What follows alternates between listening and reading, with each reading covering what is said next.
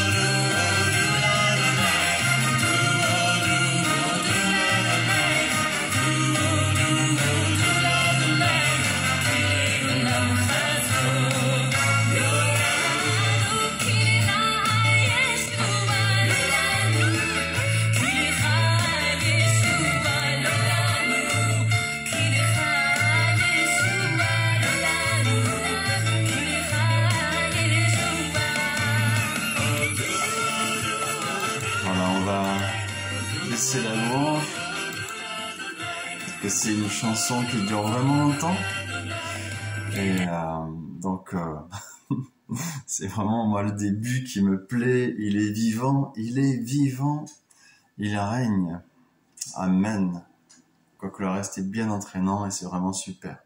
Aujourd'hui, on va parler de quelque chose qui ne caresse pas dans le sens du poil. Voilà. Chers tous, chères toutes, on va parler de la loi et de la grâce et de la façon dont on comprend vraiment mal les choses parfois. Alors, préparons-nous. On va aller dans Éphésiens 2.15.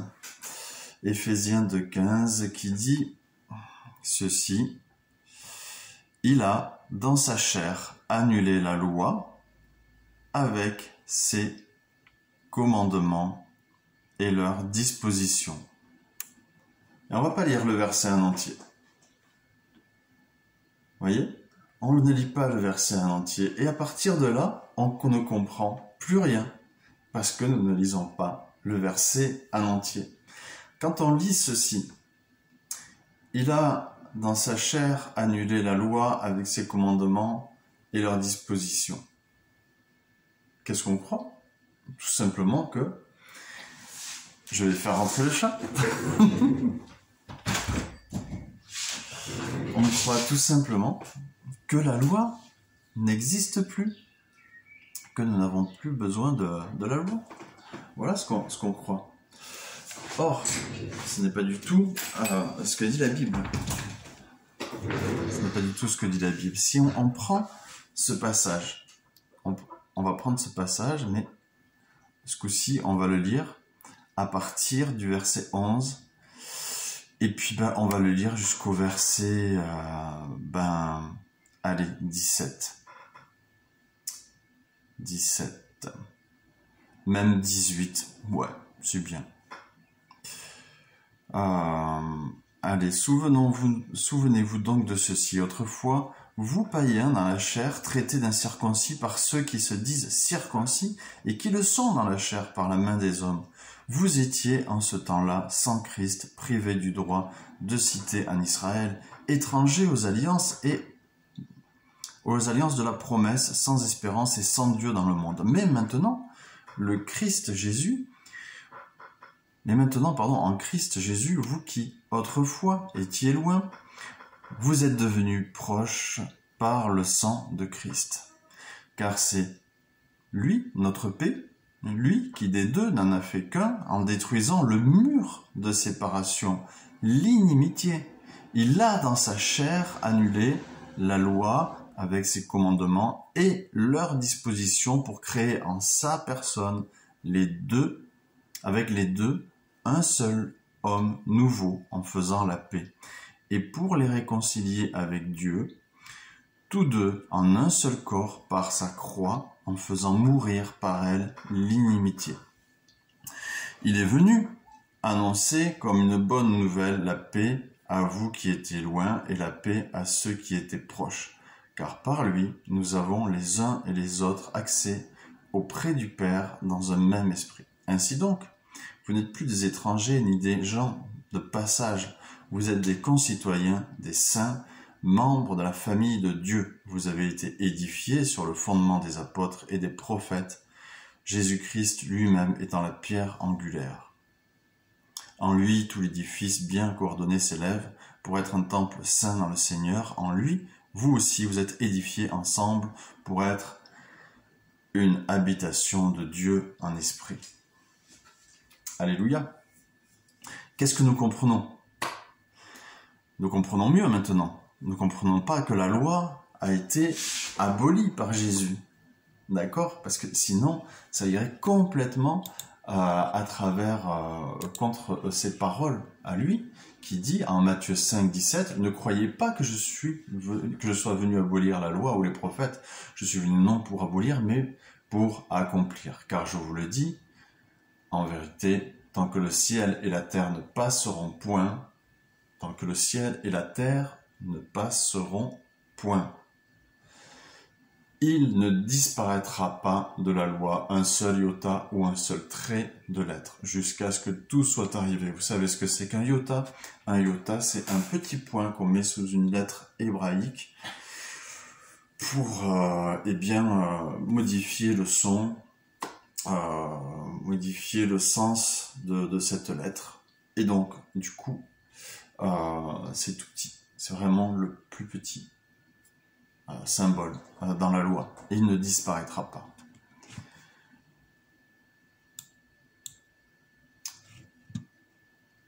En romain, on va lire Romains après, à propos de la loi. Mais là, dans le texte de Éphésiens 2,15, ce que dit ce que dit Paul, enfin, Jésus par son esprit à travers Paul, de toute façon, c'est que Jésus a annulé et détruit les principes qui étaient dans la loi de Moïse, qui amenaient une séparation entre les juifs et les non-juifs. C'est ça qu'il a détruit. Il a détruit, verset 16, en faisant mourir par elle l'inimitié. En faisant mourir par elle l'inimitié. Les choses qui mettaient une inimitié dans cette loi entre les juifs et les non-juifs.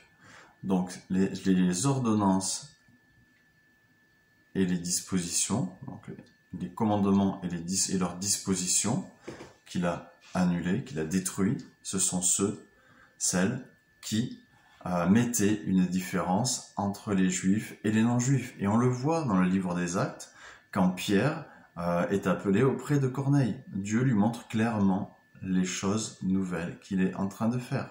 Parce que le peuple juif était censé pas accomplir, mais réussir à travers la loi, à amener la présence de Dieu, à apporter la présence de Dieu dans le monde, de façon à ce que le monde le voit et le croit, et que le monde soit jaloux des bénédictions du peuple hébreu. Mais ils ont raté ça. Ils ont raté ceci, et Dieu a fait mais c'était prévu déjà depuis avant la création du monde. Dieu savait ce qui allait se passer. Et il a fait de nous tous un seul peuple. Il a détruit ce qui nous séparait dans la loi. Le fait qu'un juif ne doit pas aller manger chez un non-juif. Le fait qu'un non-juif ne peut pas entrer dans la présence de Dieu, dans le temple. Le temple a été détruit, mais le voile, quand Jésus est mort, parce que le temple a été détruit en 70 après Jésus-Christ, mais le voile du temple s'est déchiré, le voile d'accès au lieu très saint s'est déchiré au moment de la mort de Jésus sur la croix, ce qui signifie que on a libre accès tous qu'on soit juif ou non juif, il n'y a plus de séparation. Terminé. Donc vous voyez que nous ne pouvons pas se servir de ce verset pour dire que la loi n'existe plus, que nous n'avons plus à suivre la loi. Nous ne pouvons pas, puisque pour se servir de ce verset dans ce sens-là, il faut en enlever la moitié. Il ne faut lire qu'il a, dans sa chair, annulé la loi avec ses commandements et leurs dispositions. Et l'autre moitié, qui est, pour créer en sa personne avec les deux un seul homme nouveau, en faisant la paix, eh bien il faut l'enlever. Et en faisant ça, effectivement, nous ne comprenons plus le sens de base du verset. Et nous pouvons enseigner une fausse doctrine, une doctrine de démon. Nous devons prendre très garde à cela. Alors, en Romains 4,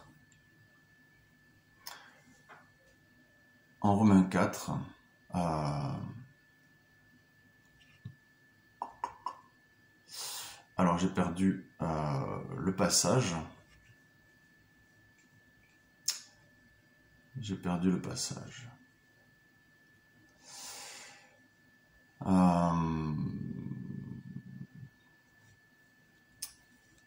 Ah oui, non, c'était en Romains 3, excusez-moi. Voilà, donc c'était en Romains 3, au verset 19. Or, nous savons, dit Paul, par l'Esprit de Jésus, que tout ce que dit la loi, elle le dit à ceux qui sont sous la loi, afin que toute bouche soit fermée et que tout le monde soit reconnu coupable devant Dieu. Car nul ne sera justifié par lui, par les œuvres de la loi, puisque c'est par la loi que vient la connaissance du péché. Plus tard, ou à un autre endroit, Paul dit aussi que la loi est bonne et que la loi est faite pour les personnes qui sont dans certaines situations de péché. Pourquoi? Parce que ça nous montre cette loi où nous en sommes. Elle est là pour ça, elle n'est pas abolie. Parce que Jésus a dit, je ne suis pas venu pour l'abolir, je suis venu pour l'accomplir. Il l'a accompli et c'est une grâce. N'est-ce pas? Puisque, par exemple, nous pouvons lire en Romains 11, 5 et 6, de même aussi, dans le temps présent, il y a un reste selon l'élection de la grâce. Or, si c'est par grâce, ce n'est plus par les œuvres. Autrement, la grâce n'est plus une grâce. Et si c'est par les œuvres, ce n'est plus une grâce. Autrement, l'œuvre n'est plus une œuvre. Au verset Romains 11, 5 et 6, non par leur propre capacité, mais par la grâce de Dieu. Éphésiens 1, 4 à 6, l'élection eut lieu durant l'éternité passée, quand Dieu a choisi de nous aimer à salut. L'appel se produit dans le temps présent par le message de l'évangile que nous avons entendu et recevons par l'Esprit pour suivre Dieu. Des multiples sont appelés par grâce, car tous n'entendent pas parler de Christ. À suivre Dieu, mais les élus y répondent favorablement. Ça c'est Matthieu 22, verset 14, et enfin Éphésiens 2, versets 8 à 9. Car c'est par la grâce que vous êtes sauvés, par le moyen de la foi, et cela ne vient pas de vous, c'est le don de Dieu, ce n'est point par les œuvres, afin que personne ne se glorifie. Donc ce n'est point par les œuvres, ça veut dire que ce n'est pas parce que tu vas faire ou ce que tu ne vas pas faire. Ce n'est pas parce que tu te retiens de faire ou parce que tu ne te retiens pas de faire que tu vas être sauvé. C'est par la grâce de Jésus. Et cette grâce, tu ne peux l'avoir que si tu acceptes que Jésus a donné sa vie pour toi et que durant toute sa vie, il a accompli la loi.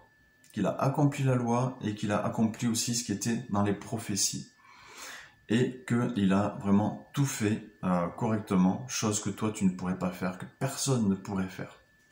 C'est pour ça d'ailleurs que les apôtres au concile de Jérusalem, au premier concile de Jérusalem, ont décidé de ne pas imposer à nous, les non-juifs, et même aux nouveaux convertis juifs, de faire des choses que eux-mêmes, ils n'avaient pas été capables de faire. Donc nous sommes sauvés uniquement parce que nous acceptons que Jésus a donné sa vie à la croix, que dans sa vie, sur terre, il a tout accompli au niveau de la loi. Il a fait tout ce qu'il y avait à faire et tout ce qu'il ne fallait pas faire, il ne l'a pas fait. Donc c'est le seul qui a vécu sa vie sans péché. C'est pour ça aussi que son sacrifice a une valeur si importante, parce qu'il est Dieu, parce que c'est le sang précieux de Jésus qui a coulé, et parce que c'est le seul qui a pu tout accomplir. Et quatrièmement, on doit aussi accepter que, sa vie est offerte pour nous, et qu'il vit en nous, surtout qu'il vit en nous par son esprit. Donc s'il vit en moi, par son esprit, alors, de ce fait, je n'ai pas à m'inquiéter de savoir si à chaque instant je suis en train de suivre ou pas la loi, puisque son esprit qui est en moi va m'alerter. Il va me dire si telle ou telle chose que je vais faire est bonne ou mauvaise, puisque lui a tout accompli. Il est notre conseiller, notre avocat, et c'est lui qui va nous dire si la chose que nous allons faire, parler, penser, dire est bonne ou mauvaise. Il va nous alerter par son Esprit Saint. Donc, je n'ai pas à m'inquiéter de savoir si je peux faire ceci ou cela. Vous savez, il y a des gens, même dans le milieu chrétien, qui s'inquiètent de savoir s'ils peuvent ramasser un animal mort, parce qu'ils ont lu dans l'Ancien Testament que s'ils touchent un animal mort, ils ne sont pas purs. Mais ils n'ont pas compris l'importance du fait que Jésus a accompli la loi, et non pas aboli, parce que c'est encore valable, mais il a accompli la loi. Donc aujourd'hui, si tu as Jésus en toi, peu importe les prescriptions de l'Ancien Testament au niveau rituel, que tu aies les testicules écrasés, que tu aies touché un animal mort ou quoi, tu peux t'approcher de Dieu parce que tu as Jésus en toi. Tu vois, peu importe. Après, celui qui a touché un animal mort ou qui a les testicules écrasés ou ce genre de choses, il va pas pouvoir s'approcher de Dieu, mais c'est pas parce qu'il a touché un animal mort ou qu'il a les testicules écrasés ou je ne sais quoi d'autre. C'est simplement parce qu'il n'a pas Jésus en lui. Le seul moyen par lequel nous pouvons nous approcher de Jésus, et c'est une grâce, c'est parce que nous avons accepté que Jésus vive en nous. Et si nous acceptons que Jésus vit en nous et qu'il a tout accompli, alors on ne va pas aller faire des choses qui sont contre cet accomplissement qu'il a fait pour nous. C'est-à-dire que, nous n'allons pas avoir une vie sexuelle dépravée, puisque il a accompli le fait d'avoir une vie saine. On ne va pas se saouler à se rouler par terre. D'ailleurs, on ne va pas se saouler du tout. On peut boire, mais voilà, on va pas détruire notre corps avec de l'alcool ou avec du shit ou du tabac ou je ne sais quoi d'autre, de l'héroïne ou trop manger. On ne va pas non plus aller mentir, aller tricher, aller voler. Voilà, on va respecter le mariage. On ne va pas vivre,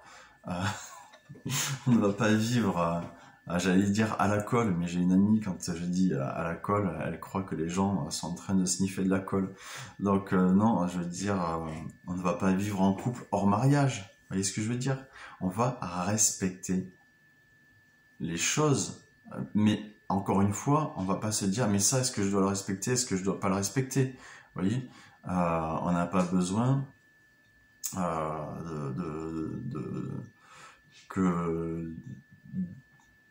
on n'a pas besoin de se poser la question parce que on le sait naturellement ce qui est bon ou pas bon. Pourquoi? Parce qu'on lit la parole de Dieu, parce que Jésus est en nous, donc on a toujours envie d'être proche de lui, donc on lit sa parole, on se nourrit de messages, de prédications, et du coup, on sait automatiquement, l'Esprit Saint nous rappelle ce qu'on a lu, ce qu'on a entendu, et puis si quelqu'un ne sait pas lire, l'Esprit Saint est assez fort et puissant pour lui dire attention, ce que tu vas faire n'est pas bon.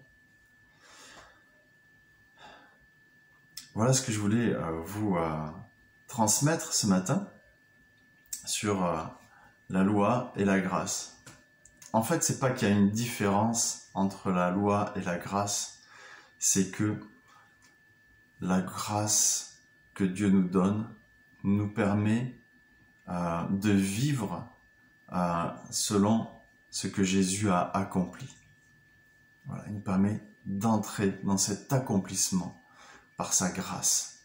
Parce que sinon, sans ça, si nous n'acceptons pas Jésus en nous, et qu'on veut être sauvés, on va être comme ceux qui veulent vivre sans toucher à ci, sans toucher à ça. Et nous, aujourd'hui, tout est permis, mais tout ne profite pas. Et ceux qui ne profitent pas, l'Esprit Saint nous le dit, il nous en informe dans nos cœurs, dans nos pensées, par la Bible, par les frères et sœurs. Il nous en informe, il ne nous laisse pas orphelins. Il est avec nous, il nous accompagne toujours. Donc, aujourd'hui, je veux t'inviter à ne pas craindre. Je te remercie, Papa, que tu es avec nous. Et je te remercie que nous n'avons plus à craindre de ne pas savoir trouver le bon chemin, de ne pas savoir où mettre les pieds, quoi toucher, quoi faire. Je te remercie, Jésus, que grâce à toi, grâce à ton Esprit Saint qui vit en nous, grâce à ta vie qui a été offerte pour nous, grâce au fait que tu as accompli la loi, eh bien je te remercie que tu es notre guide, que ta parole est une lampe à nos pas, et que grâce à toi, nous savons toujours où aller, et que tu nous préserves du mal tout le temps. Tu nous préserves des mauvais choix, et que tu es là encore notre retraite, notre forteresse, notre conseiller. Alors à chaque fois que tu as un doute, n'hésite pas à demander à Jésus, n'hésite pas à relire les choses sur la grâce, n'hésite pas à demander conseil aux frères et sœurs qui sont avec toi, parce Jésus a mis son esprit en eux pour pouvoir te conseiller aussi, parce qu'il aime ça, il aime la relation fraternelle. C'est un Dieu de famille. Donc soyez bénis et que Dieu vous garde.